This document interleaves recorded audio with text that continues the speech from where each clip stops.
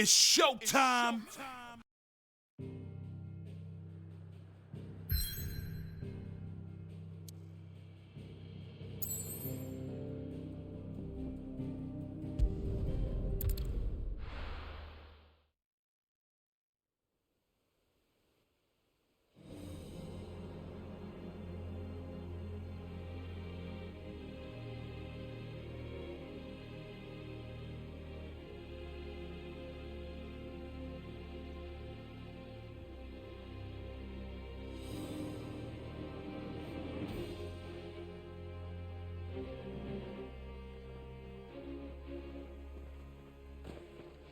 It's not much further now. The path seems well kept. Do you and the villagers often come this way? Only me. Once every new moon without fail. It is my duty both as village elder and Walius's descendant. But surely no one blames you for what happened. Why should you bear the responsibility alone? You misunderstand. I do it because I want to show him that he isn't alone, and that there are still some of us who would see an end to his suffering. Suffering you will soon witness with your own eyes.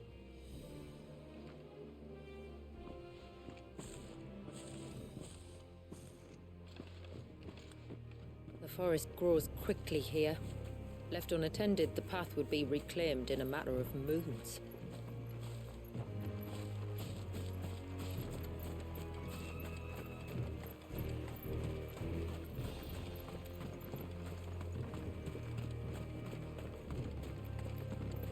Does the light point the way to the child?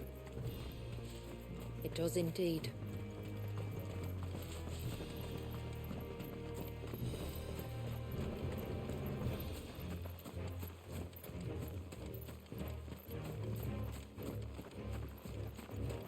Look at all the droplets of water suspended in midair. Where they have remained untouched by time for 80 summers. It's not right. No, it's not.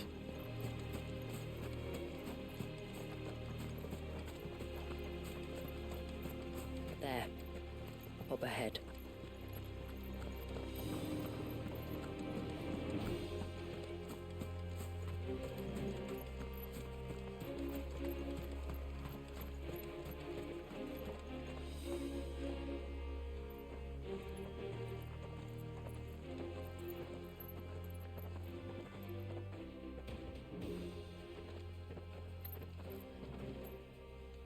Down in the center. Follow me.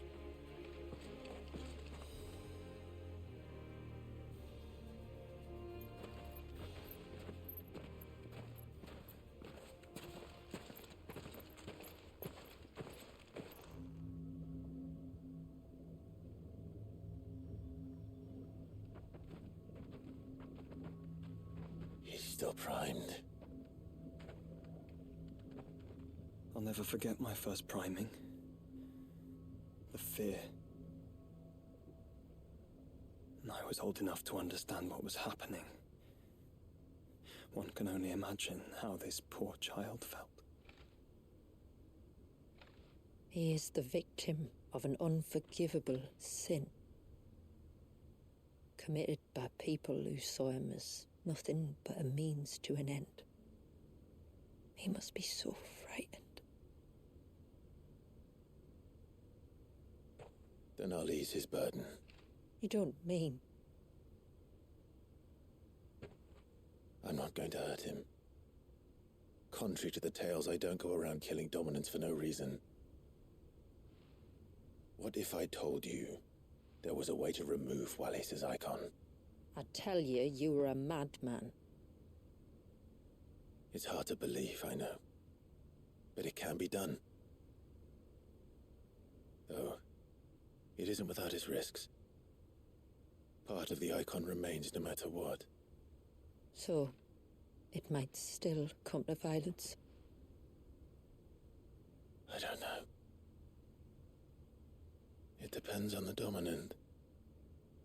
I've seen things end well, and I've seen things spiral out of control.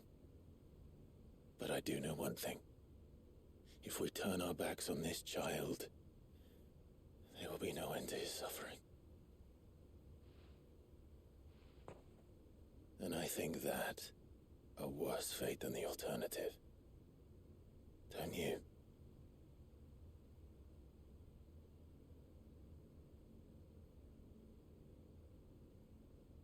Very well. Do what you must. And whatever happens, I will own the consequences.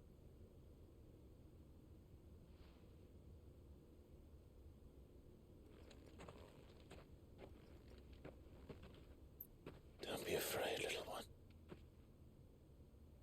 Let me bear the weight.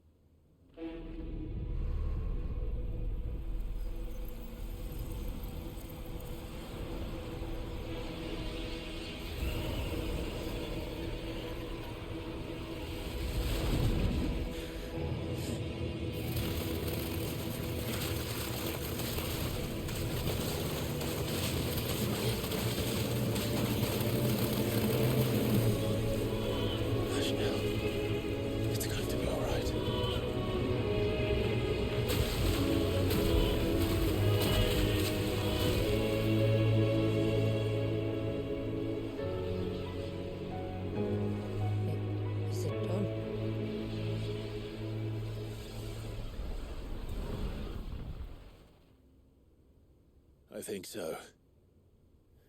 I can feel the icon inside me. But something's wrong.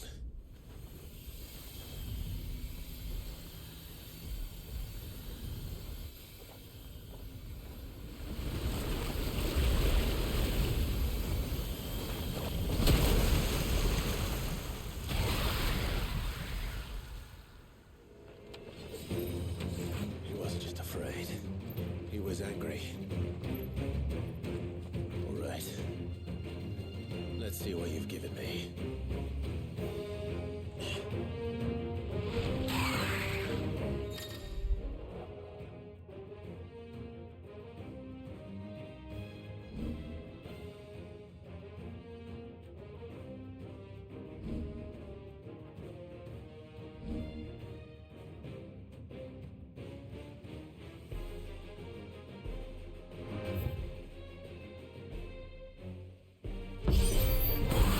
Leviathan! Just an egg, but a formidable adversary nonetheless.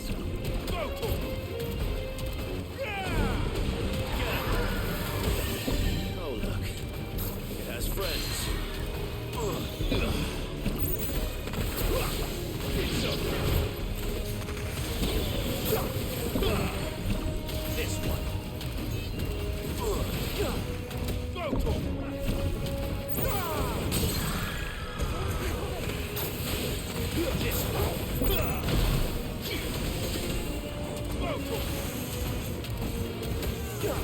Get him!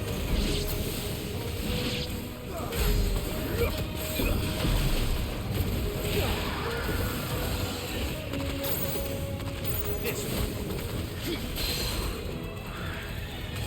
Now, Gorgo!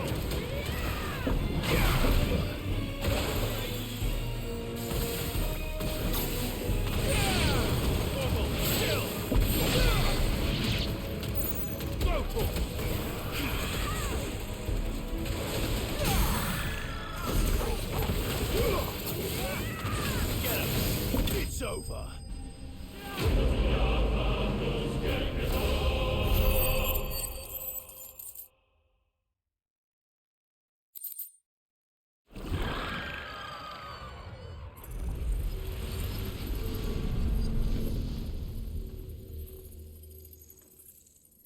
Is everyone all right? He seems calmer now. You said Walius was frozen in time. But he knew we were here. How? I don't know. He's never reacted to anything or anyone. Until now. The child has been bound for nigh on a century. If he has been conscious from the first, we must remove the seal at once. It's not that simple. I wish it were, but there's more to this tale. It would be better if I explained back at the village. I see. Then let's return before it gets dark.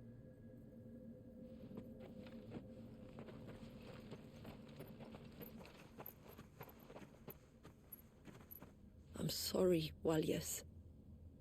I will make this right.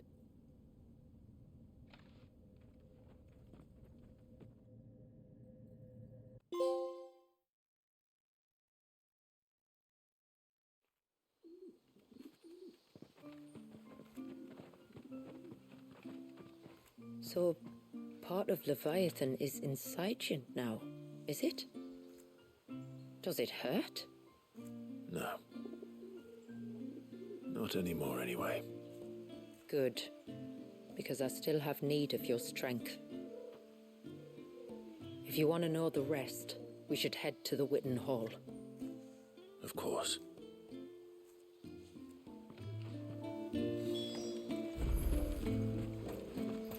Olgar probably doesn't know where I am. Look there! The chimney's back!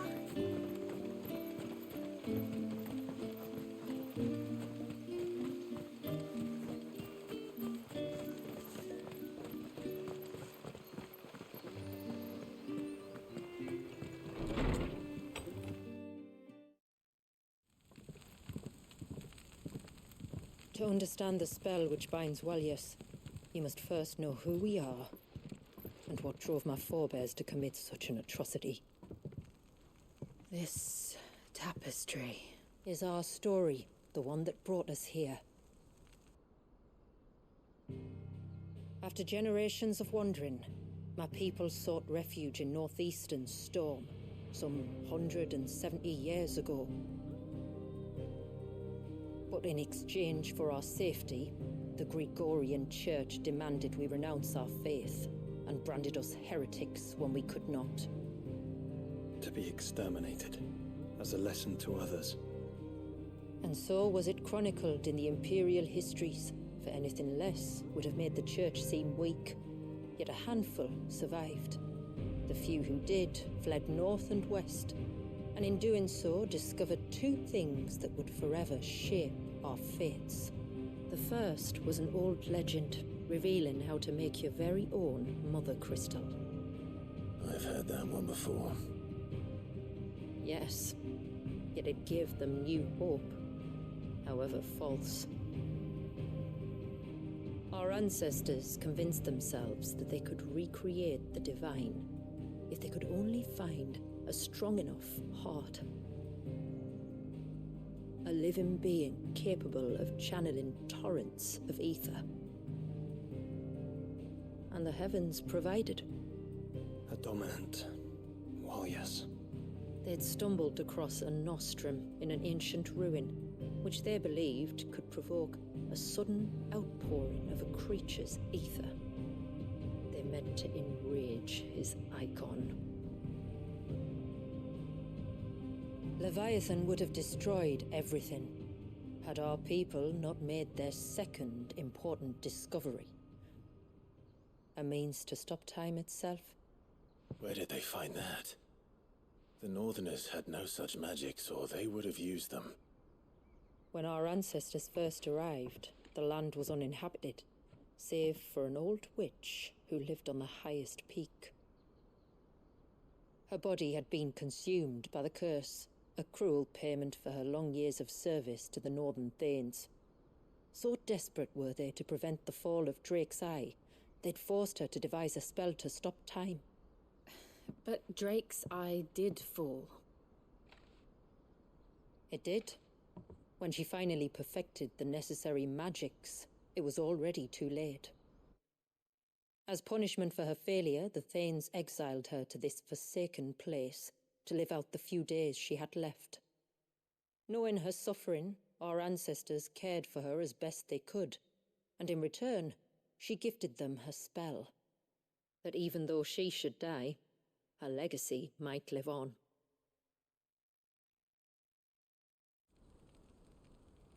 So armed with both the knowledge of the ancients and the secrets of time, our ancestors settled upon an ambitious plan. They would create a new Mother Crystal, and enchant it that it might endure for all eternity. Thus would our people's wandering, our suffering, finally end, and prosperity visit us once more.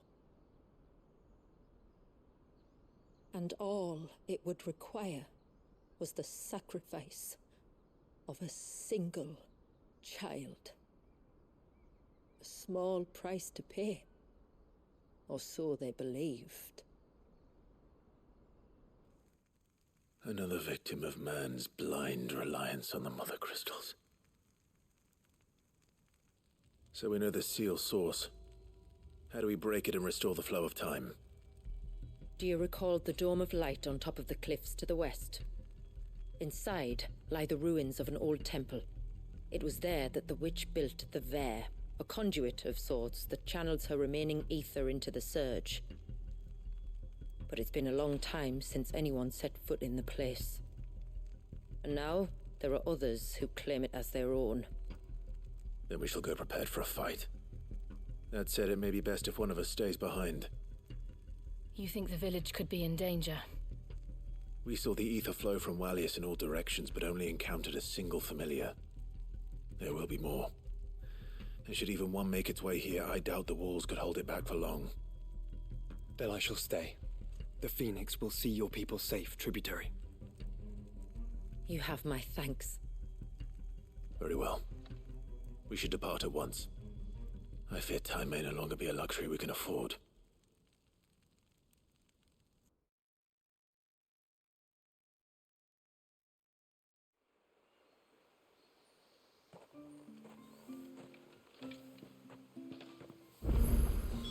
The Vare is not easy to find.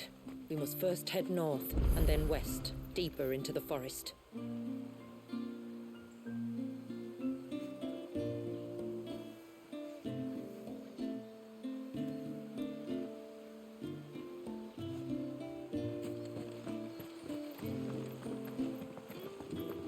No sign of the child.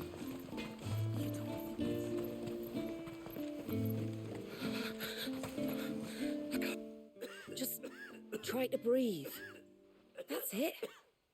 Is everything all right? Ah, you're the outsider. I'm Fannet, healer by trade. And this is Talor, one of my patients. He took ill not long after you arrived. Nothing too serious, I hope. I hope so too, But this affliction, it's like nothing I've ever seen before. He complains of feeling chilled to the bone, but there's no fever to go with it. And my most powerful antalgic hasn't done a thing to ease the pain in his chest. I'm starting to wonder if his condition might require a different kind of treatment altogether. Shula said that you were here to help us. You couldn't help me, could you?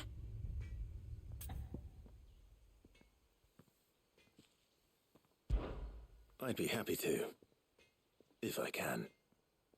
You can, don't worry.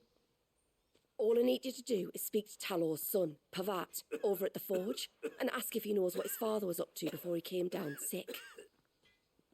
Something must have caused this, and I want to find out what. The trouble is, Talor's too weak to speak, and I can't leave his side for long. So while you talk to Pavat, I'll pay his wife word a quick visit, just in case she knows anything. All right.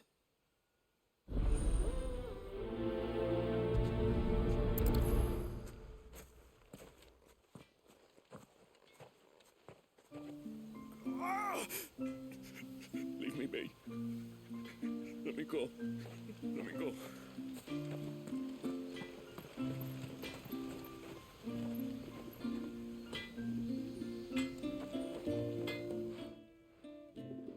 Oh, do you need something? I do, though not from the forge. Fannet asked me to speak with you. She's looking into the cause of your father's illness and wondered if you could shed any light on the matter. I see. Sorry. She shouldn't have dragged you into this. It's no trouble, really. Tell me, did your father do anything out of the ordinary before he fell ill? Not that I know of. But then I hardly see him. He's always out and about, like. Well, at least he was. Suppose he might have been a bit more fidgety than usual, but apart from that... When you say out and about, where does he usually go? Just round the village. Wanders over to Blazier's place most days. He's a fisher who lives on the other side of the fount. They're old friends. Maybe he knows something I don't. Maybe. I'll go and speak with him.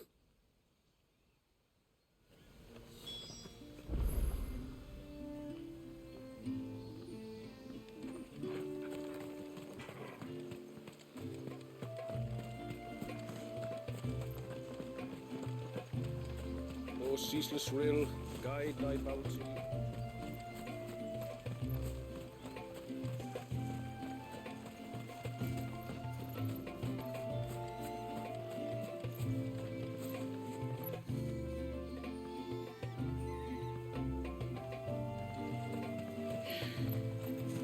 Almost. Greetings, stranger. What can I do for you? Your name is Blazier, is it not?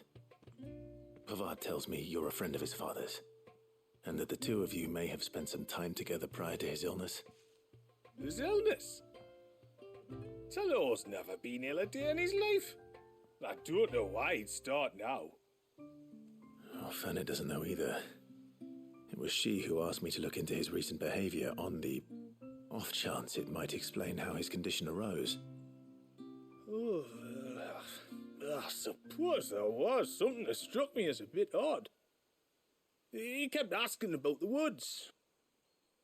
Did you see anything strange on your way back from the shore? Are you certain? Do you swear? That kind of thing. I didn't, of course.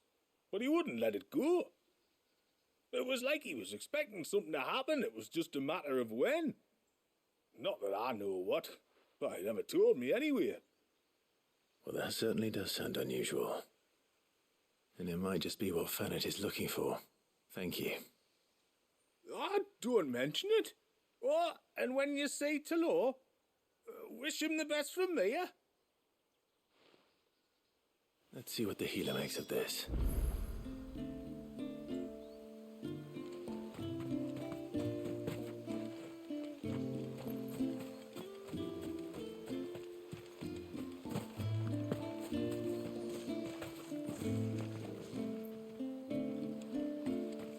If we pick too many of the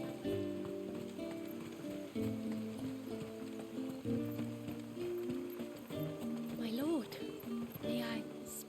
There is a matter with which I would beg your aid.